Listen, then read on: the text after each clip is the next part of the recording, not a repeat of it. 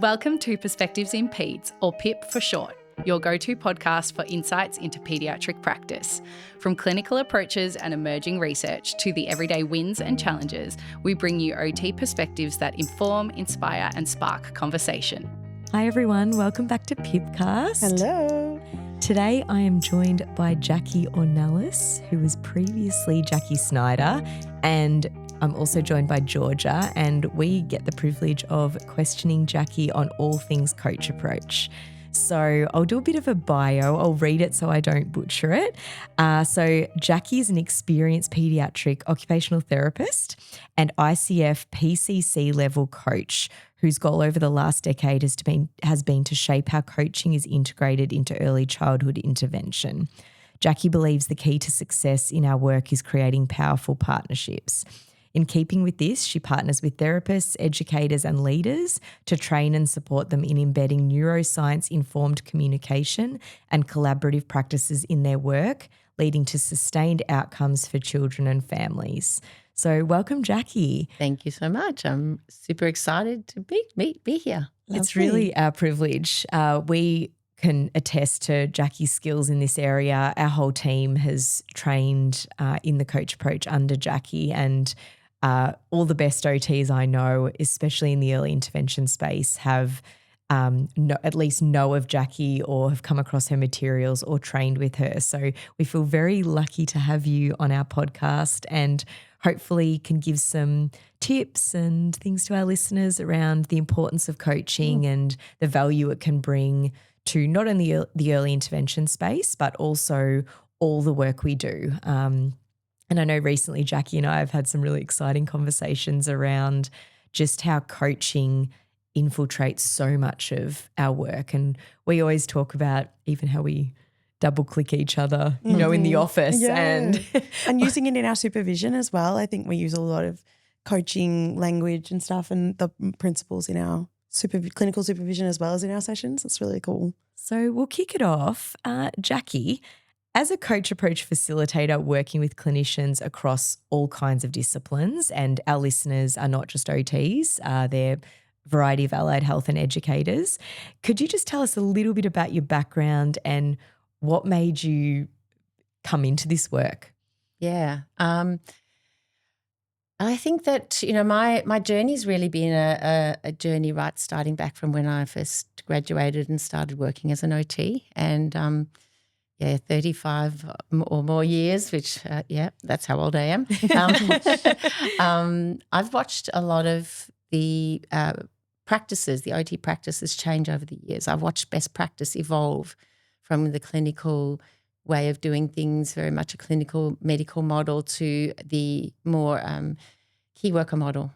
And I've really seen the why through the years of watching why we've evolved into that kind of best practice, and really get it because I was in there doing it along the way. And so I think I've done a lot of work in a lot of different areas. I've worked in special needs playgroups. I've worked in community health, mental health, health and safety. I've worked in schools.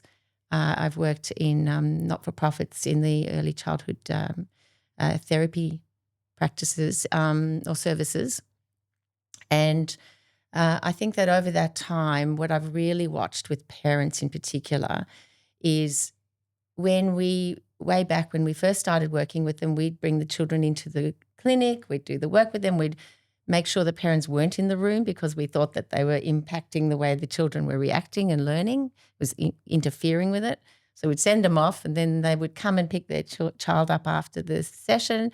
We'd share everything that we did and tell them all the things we wanted them to do to practice at home, hand them out lots of handouts, and then off they go thinking, oh, I've done a good job today. And then they come back and progress was slow. And parents, you'd ask them, so how did you go during the time? And they go, oh, sheepishly, actually, we didn't do it. We didn't get to it. And you could see that they were feeling a bit embarrassed, a bit ashamed. And I really just knew this was not working. And I really turned it and thought, well, maybe I'm not a great OT. Maybe I just can't get the children getting the progress that I want to see. And so I think over the years I've really focused in very much on how do I get parents on board, because it's obvious. We all know that you can't learn a skill without practice. And so how do you get that happening? Because you are really only there for a very short period of time. And then watching the reactions of parents. So over the years, I have evolved my thinking, and I was getting more and more interested in that topic of how do we get people on board. And the coaching just was something that presented itself one day for me. There was an OT who had partnered with a master coach, and they were delivering a training specifically for OTs, and that was pretty unique. It isn't there anymore. So I was in the right place at the right time. And not too far away time-wise from that, there was also a conference that I went to in Perth. And Melissa Sheldon, who is one of the founders of the Coach Approach, the coaching in early intervention of the whole model, came to talk. And it was there that I listened to her talk, and having seen that, and I was actually going to do the coaching training. They both happened at the same time. It was serendipitous. It was almost like it was meant to happen. And after that, it was just, and that was probably about 12 years ago now. So it was right at the time when there wasn't coaching in early intervention, wasn't such a big thing. But I saw, yes, this is the missing piece. And so I got right into it. I went and did all the training, and I had to get 100 hours to get my accreditation with the International Coaching Federation. And that was great because I was working in a job where I could use the coaching, and I coached anything and everything that would have me coached. I coached parents, I coached integration aides, I coached therapists, leaders, anyone. And I was just blown away, even at the time with my limited understanding at the time or experience, what a difference it made. And so I then just evolved from there. People started asking me to do training for them, for their teams at that point. And it's just grown from there, and I've just grown more and more passionate about it as the years have gone on. When are they going to embed it in the universities? Yeah. Like why is this such an optional thing? Like we understand how important it is, but it's just, it feels like we're still a little bit backwards in terms of, I guess, readiness to actually work with families. And, we recruit a lot of grads, and it's often that idea, you come out all excited from uni, ready to do therapy, and straight away you realise the challenges of working with families and needing to meet them at crazy spectrum of stages that they're in. And, I just think we should prepare OTs and other allied health professionals far better for the complexities of working with the whole family unit. Because it's not very unique to OT or to pediatrics either. This is just a really good way to communicate with someone you're trying to help. Yeah. At a very baseline, it is such a helpful model and guide and all of those things. I think it's so cool that, we should just teach everyone. Everyone should do coaching. Well, I call it Communication 102. Yeah. Oh, I love that. I love because That's it's so good. we all are pretty good at Communication 101. Otherwise, we wouldn't be work it out. therapists and we wouldn't be in this area. Yeah. And there is a much deeper dimension to the coaching that is an essential part of what we do, because it is about, our whole brief is on building capacity and building the confidence and competence of the people we work with. And that may be with the therapists you're working with as a supervisor, or it might be the people that we're working with, the parents and the children themselves. And really, if we can't get them on board with what we're doing, then that's really an issue. It is going to impede the progress of what we do. And coaching is not just a soft skill to learn. It's not just a technique. It's not just how to ask better questions, how do I listen better. Those things are essential parts of the coaching. It's more about you as a therapist. It's you that can make the difference in the way that you show up and interact and try and engage with the people that you're working with. You are the best tool in your and I don't mean this in that funny way. You're not a tool. You are the best tool in your toolbox, more than any of the strategies that you do, because you can have the best strategies in the world, but in the way in which you deliver it is going to make the biggest difference into the impact of it. It really is a mindset shift, isn't it? It's not just, like you said, a set of scripts, or it's not a skill that you can just learn. It's like a whole philosophy really Yeah, about it how is. you show up, as you said. So I guess further to what you just said, what are some other core principles if we're explaining coaching to the listeners? What are some of the core principles that separate coaching from just being a warm, curious clinician with some decent communication 101 skills? Look, I think that we all the skills that we know about, the asking questions and the listening and the being present, and the silence, all the more technical skills of coaching, they are all essential things that we all need to know. What makes it different is when you think about this is you are acting as a partner, a thinking partner to the person that you're trying to work with, because it's not about you coming and just giving advice to everyone. It is about you doing with rather than to. So it's that working together and partnering. It means that you need to be able to read the room. You need to be able to understand not you understand what the problem is, but for them to understand what the real problem is. Because what we think the problem is and what the real problem is are usually very often two very different things. And if you're coming to try and solve a problem, then you got to know what the problem really is, so you solve the right problem, because otherwise it can get very frustrating. So if you can help the person understand what the problem is for themselves, then you can also find out what they think about it, what they really feel about it, what are the barriers to them. Before you come in with your solutions, you need to really understand them and their issue and their problem properly to be able to then find the right solution together. It's a together process. It's that powerful partnership that really makes the difference to just coming in to coach in a technical way. Sounds so obvious, doesn't it? Yeah, I think the reason why I like it so much is it makes so much sense. You're just like, of course you need to collaborate. Of course you need to be a partner. Of course you need to coach, like guide them and coach them to be a part of the same team as you.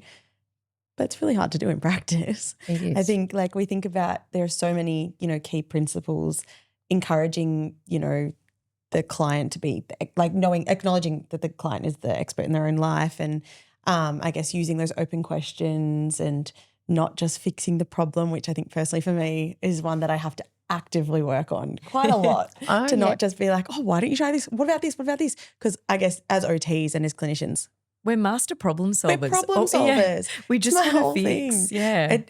Like I'm sitting there, I'm thinking, I've got 40 different ways that you could do this. But, they're not going to help if the family's not recognizing that that's a problem and things like that. What do you find is something that is often really hard for clinicians to embody within the coach approach? What are some of those key principles that you often see people getting snagged on? I think, the one we're talking about here, the fixing, is probably the biggest one that I have seen. And I still struggle with that too, because actually this is not a therapy problem, a therapist problem, it's a human problem. And we have this urge in us to fix. And because every time, first of all, it makes us feel valued.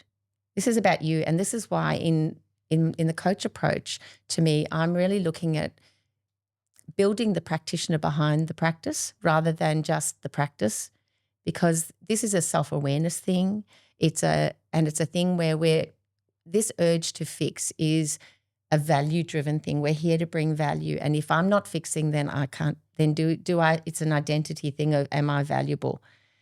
And really the fixing thing is every time you fix, every time you do or you perceive that you fix, you get a dopamine hit. And so we're seeking pleasure all the time and avoiding pain. That's how we all live like that. And so in this fixing, this urge to fix thing, we need to really be able to change our why would I do it differently? But why would I not fix first? Because it's an automatic thing for me to do. I've got to have a very good reason to not do it. And it's the thing is that if I can say that when I fix, then I disempower, that is the wet fish slap in the face that it was for me. It was like, oh my gosh. Yeah. Because that is not what we're here to do. We are here to build capacity, to make people feel good about themselves, to make them feel confident. And when we come in and we just tell them, have you tried this? Have you tried this? Would you, what about this? What do you do to the other person? What is the underlying message that you send to people when you jump in and fix? You don't know. Yeah. You need me. You need me. You I know can't do this better. yourself. Yeah, I'm the expert. You don't know. It really is. It ties into supervision as well. It's really hard.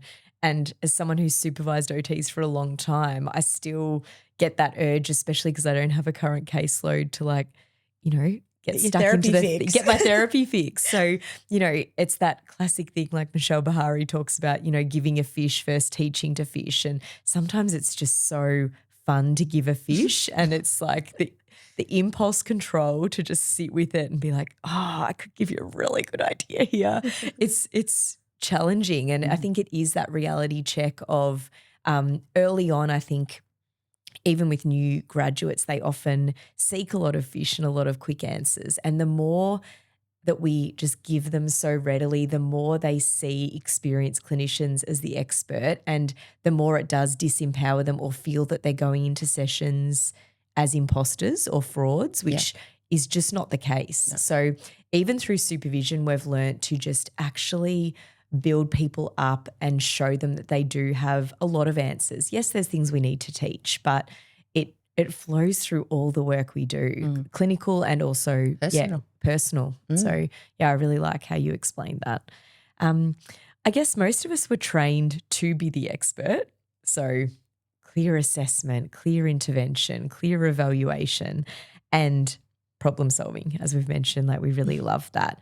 I guess what is the biggest mindset shift that you see clinicians, I guess, making when it comes to their discipline with coaching? I think the idea that, or the concept that the person that you're coaching actually has some really good ideas. They may just not know it, or they may not think they know it. And so being able to really explore as a partner with what is going on for them, what do they see as the issues, and then what are they thinking about, what's been working and not working, really being able to, I suppose, explore with the other person, because sometimes they come up with better solutions than we do because they know themselves better and they know their children better, and you go, oh wow, that's a pretty powerful one. I never thought of that. And if you came in and you did your advice giving, they may never have come up with that either. So I think really it is that idea of really believing that these people have got some really great things to offer that maybe you don't even know about. There's a humility, I guess, about it. It's about being curious and open to not knowing. What don't I know here? What don't I understand or I don't get that I need to first address before we get on with the fixing?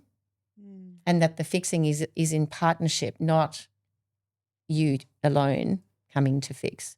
How do we get families on board, in those early stages? And we have a lot of families that don't have that confidence in their own ability too. So how do we sell coaching to families when they, when we know it's going to work and we have the belief in them? If we can get our mindset right, how do we get families on board? And Georgia, I guess you can talk about some of your clients too. Like, how do we get families to buy into coaching?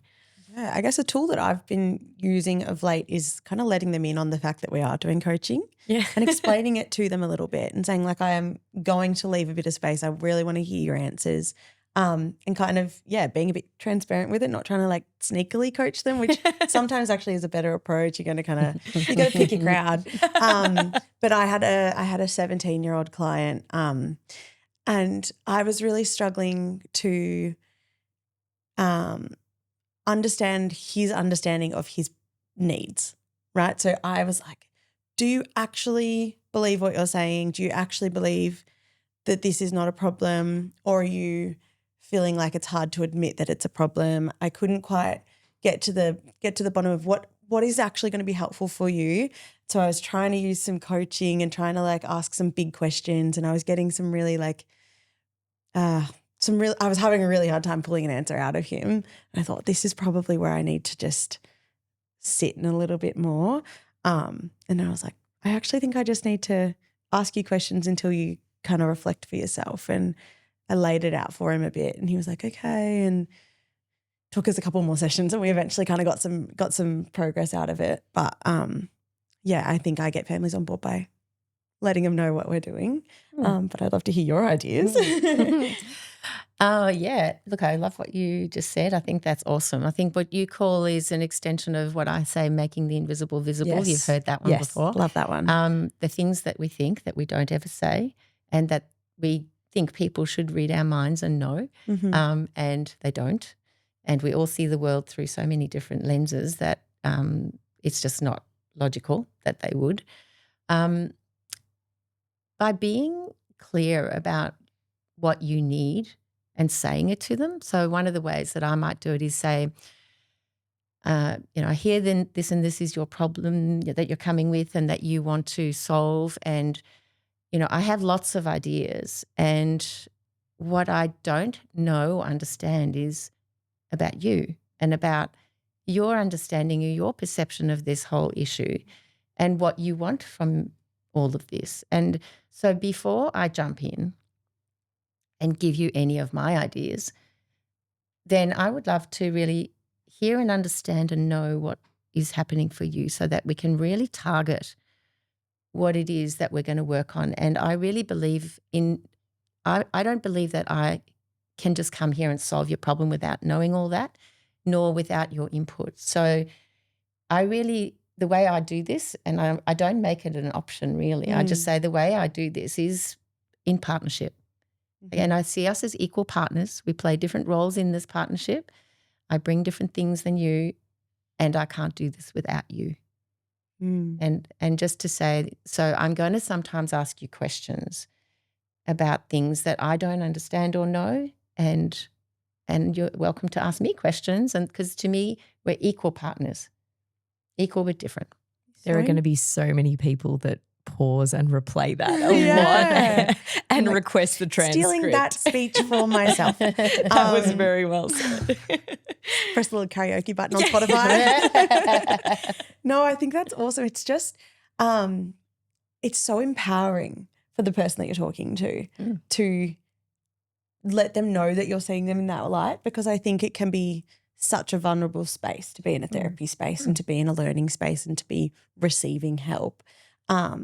So having someone feel empowered while they're in that vulnerable setting is so empowering. I've lost a word, but I love it. I guess we come up with, we in our sessions have parents and children in the room together, and I think you were just kind of reflecting on that being something you've moved much more towards. But it is not uncommon for those two people to be on different paths in their learning journey, different places in terms of how they view things, and I guess supporting them to be coached at the same time. You're trying to get similar pieces of information from two different people. How do you kind of manage when you've got two very different perspectives or dynamics and you're trying to equally hold space for coaching each of them together in a session? Yeah, it's a good question. And I think that my goal, part of my therapeutic goal in those situations is to build the communication between the child and the parent. So my definition, and I think how I have, that's one thing that's shifted in all my time, is what a definition of a great OT looks like, or a great early intervention practitioner, is that it's not just all about the child and getting the outcomes for the child, which we have to always report on and all of that. But there's so much more. And so because we know that the practice is about creating opportunities for practice, we need to have their environment at home conducive to it. And that means that the parent and child need to be able to get on. And also I'll tell you in a minute what, I'm just giving you the background to my answer. But the idea that you can't take a child into a clinic, work on them, fix them in inverted commas and then put them back into their home where nobody else around them has done any shifting and changing, because they won't stay changed that way. Yeah. So the point is this is a really important point, is building the understanding and relationship between the parent and the child. And I would just say exactly, make the invisible visible and say, in my experience, the outcomes work way better when both people involved understand and support one another to do this. And I'm also, in my experience, know that it's very common that parents and children don't have the same goals or the same thinking around all of this. So before we begin, I would really love to understand both people's perspectives, and I think it would be really good to share it between you so we all are on the same page with what is everybody thinking and what is everybody wanting. To come to an agreed outcome that we want is going to be the most powerful thing that we can do in moving things forward. And then I would ask the mum, is that what you would like? You know, what would you like to see as an outcome? What would you like to see as an outcome for the child? And then I would proceed from there. So I call this setting the scene. Yes. We've got to set the scene for what it is we want to achieve, and for everyone to be understanding, everyone to feel heard and understood, so that they have a voice, they say what they think, and that you are allowing an open forum, for a safe forum for both parties to share what they think, and then go, okay, so we know this is what you want and this is what you want. How are we going to do this together? Yeah, it makes me think a lot about, we spend so much time on what is the goal of our therapy, what is the target that we're working on at the minute, what is the functional outcome we're going to see. But I guess what I'm hearing from you is letting the family in on the goal that we want therapy to be successful and helpful, right? We want to be supporting them to be able to take what they're learning home and implement it forever and all those sorts of things. So I think, you know, acknowledging that as another goal of therapy is that therapy is working and helping, and letting them in on that is really, really helpful. So I feel like just reflecting on that, that's actually a really cool point. I might be a bit more explicit with that next time I have that conversation. Why shouldn't they share in on our goal? Why should we keep it to ourselves and just secretly try to help? And why do we do that? Yeah, that's a good point. What is the reason? Yeah. And it is that capacity building. Like, we want them to go back into the home and be able to solve problems amongst themselves as well in the long term. Like, we can't always be the mediator. No. So I love what you said about the communication and really stressing that. And I think that that's why it is so important that, especially when we're solving problems like that, particularly with older clients who want to have a say in their therapy, and when the family's not there, they do often see it as a bit of a bitch session, like mum never does this and dad never does that and they don't understand me, and on the flip side, the parents like, oh, they're just lazy and, you know, they don't contribute to the household, and it's like all the things that angsty teens kind of go through. Like, that's part of normal development in some ways, but then we add layers on in terms of kids that are having significant mental health challenges and not able to do, you know, their engage in self-care, or they're not going to school and the parent's desperate to help and the communication just isn't there and no one understands themselves, and or their other family members. So really unpacking that and avoiding the blame game, which I think is another human thing. We just want to be right, and we want the other person to understand our perspective. And rather than being curious, which again sounds obvious, but it's really hard to teach that skill to parents and kids. And, you know, I can think of a girl that I was seeing, and she had a horrible relationship with her dad at that time. And just the little nitpicking things that would be said to each other in session, it was really hard to kind of, get to the nitty gritty of just stopping the session become a screaming match. But I think once they did, it was over. And we used to talk about the smallest of things. Like, you know, she would feel that she'd come home and put a snack in the oven, and then her dad would say that he didn't want any, but then he'd ask to have one after. It smelled so good. Yeah. And he's like, oh, can I have one? And she would say no as like almost a nah, get lost. Like I already asked you, you said no. And he would be like, it's not that big of a deal. You've got a whole tray of chips. Like what's a chip? And, and it would turn into this and they would have and it was just like, yeah, bringing it back to here's the problem. Like let's stop talking about what the other person is doing wrong and let's actually solve the problem. Put it in front of us and let's just talk about our own needs as opposed to what the other person has done to you. Yep. And I think just that reframing over time, it's far from perfect, but it meant that we could actually problem solve together. They could be partners as well and talk. And it's far from perfect, I'm sure, but it can make such a difference to therapy, I think. So completely. It's about really what can each of those people take ownership for themselves. What am I responsible for in creating the way things are? And I really believe, though, that all of these things are really, really powerful. And the person, the therapist who is doing the coaching, if you yourself don't take on those kind of questionings of yourself, those own reflections of, if you're blaming other people and you're doing all of those things, you're not going to be very effective at doing this coaching. So that's why, and this is why I love what I do, because to me, this is a journey of personal growth and development.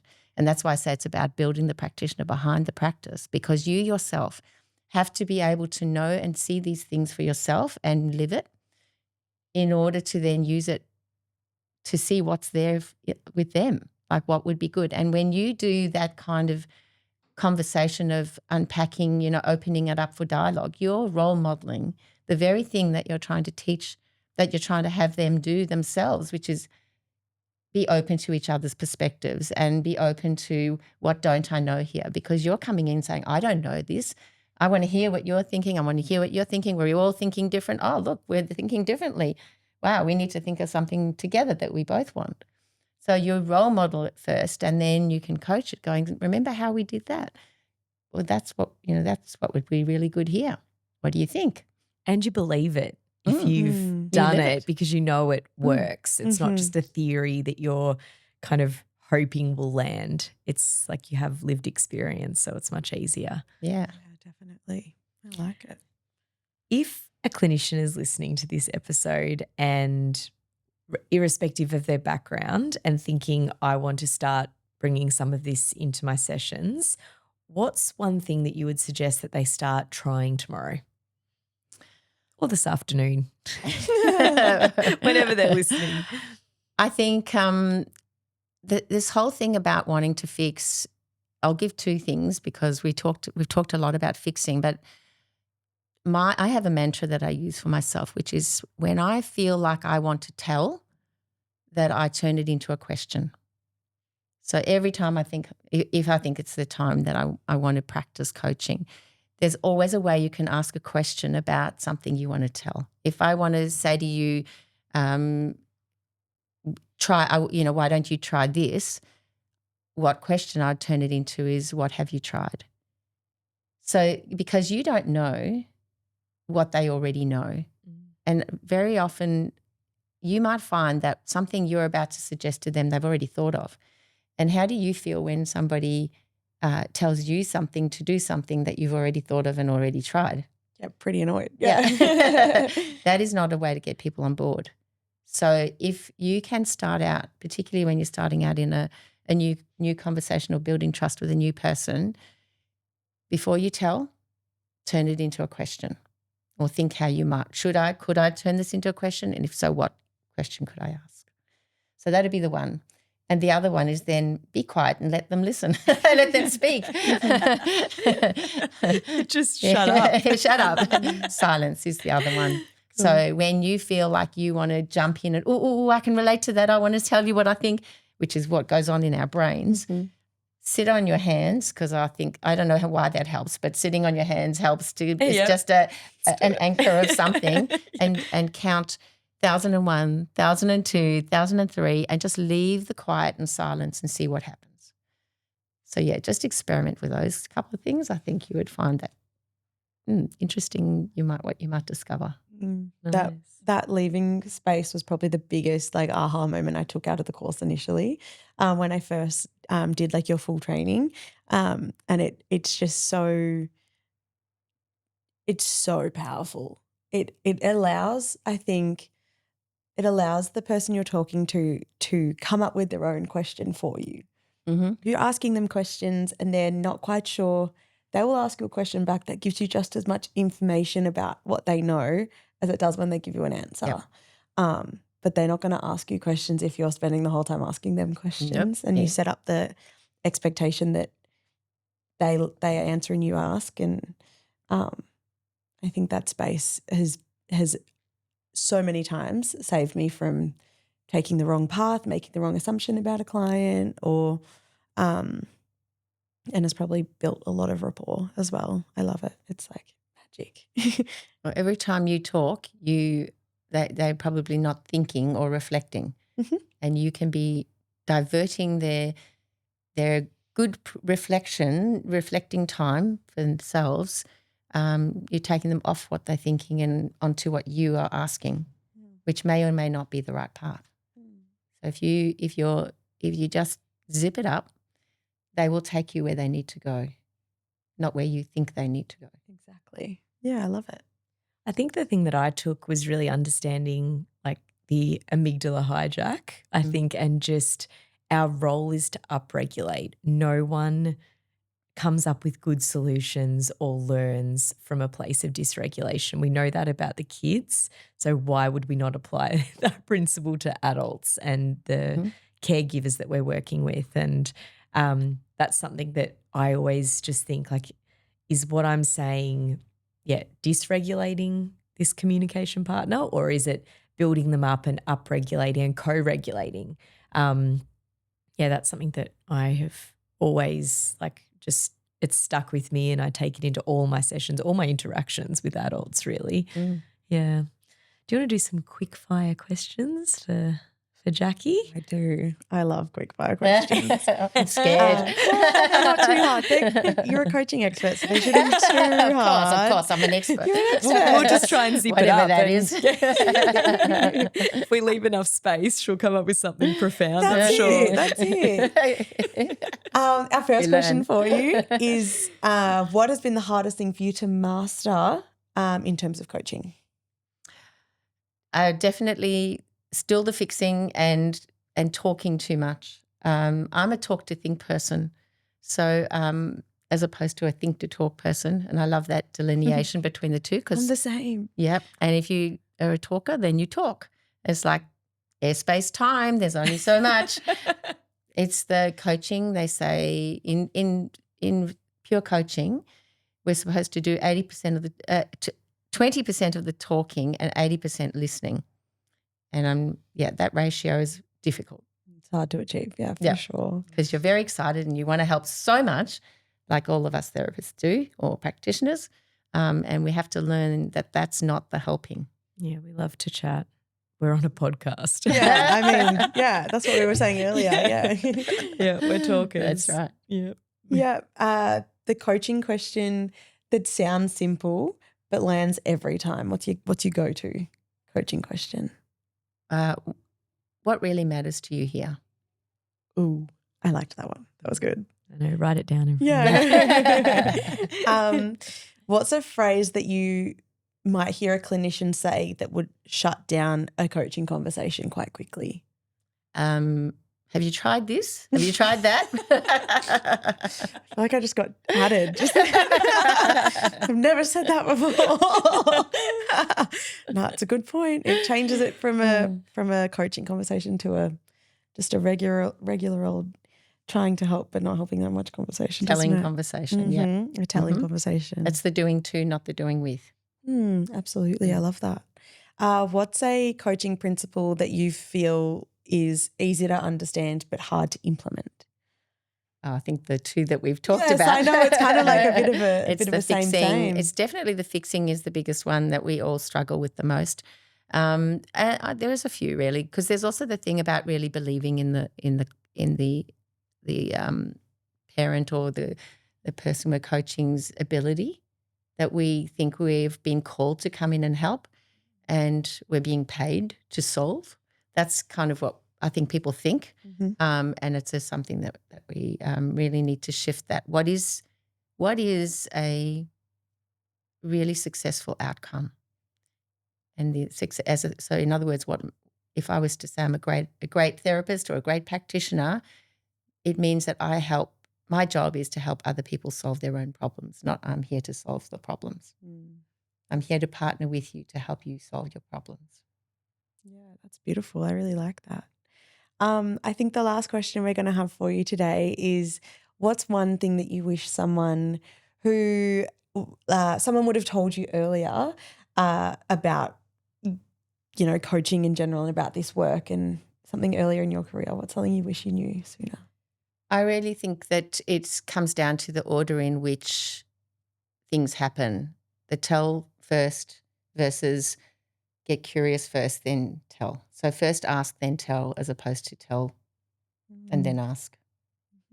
I think that's a pretty profound thing, but it's a life thing, a personal as well as, because you just don't know what you don't know.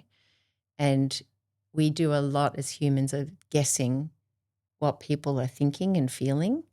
And although we know that everyone cognitively, logically, we know everyone's different, we are hardwired differently from a neuroscience perspective to guess all the time what people are thinking and feeling and to assume. So that whole making assumptions and jumping to conclusions is all based on very shonky data. It's all based on just what we are making up. And so getting curious first is really important. And to me, it's just about approaching things with humility and not being all-knowing, and being able to be open to influence, which I mean not being influenced by others negatively, manipulated, but being able to listen to what other people have to say and not thinking that you know everything, and so you can actually take on board what people say, evaluate and use that information. And that's being curious and open, which are the two things that I don't think I came out of uni with. I came out of uni feeling like I needed to fix and solve, that I'm being paid. Now I'm trained. I'm coming out here to fix and solve. And I think it's one of the biggest joys of my trainings when I hear someone say at the end of the training, I feel so relieved that I don't have to have all the answers. Actually, you're arrogant if you think you do. Yeah, tell them. Tell them. Because you don't even know what you're fixing if you're just coming in. You don't know if you're fixing the right problems even if you don't ask, get curious first. Love that. Beautiful. Thank you so much for so joining us. inspired. I know. Yeah, I'm like all recharged. I know. George is going to coach me on our lunch break. Yeah. Yeah. And I really admire the way that you guys have embraced it, as it's really, to me, you have a culture, a coach approach culture, and that is my absolute best thing, is when a whole practice takes on board that, because you're living it. You're living it, and each person in your practice are growing as humans in communicating better and better because you're doing it every day. So you're practicing to be good coaches. And I think it's more than just the skill, the questions, it's the whole way of being, of showing up. It's a coach approach way of being, and that's really where my goal is. Because I know when you do that, you'll do it every time, and you'll impact all the people that your friends, your families, everyone. There's a ripple effect of the way that you show up. So that's my goal in making a difference in the world, and to live it myself and to help others do the same. Thank you, Jacqui. Where can people find more information about your services and coaching? Or they can jump onto my website, so jacquiornellas.com.au. You can email me, jacqui@jacquiornellas.com.au. Call me, and you can get my numbers and stuff from KidLink or any. It's on the internet. So Great. I'm happy to just chat with people. I think one of the things that I really know is it's one of the hardest spaces, I think, because people often think they know how, they think they're coaching, they think they're doing a good job, and very often they discover, oh, so much more. And so welcome to just touch base. I love talking to people about this, as you can tell. Great. Right, we'll pop Thank all you. those details in the show notes as well, so people can get in touch if they're interested. But thank you so much for sharing your wealth of information on coaching and for continuing to prompt. We were probably secretly coached even on this episode. Yeah, I'll test you all better. Thank you again, and hopefully we'll have you back. Thank you. Fantastic. I'd love to come. Loved it. Thanks so much. Bye. Bye.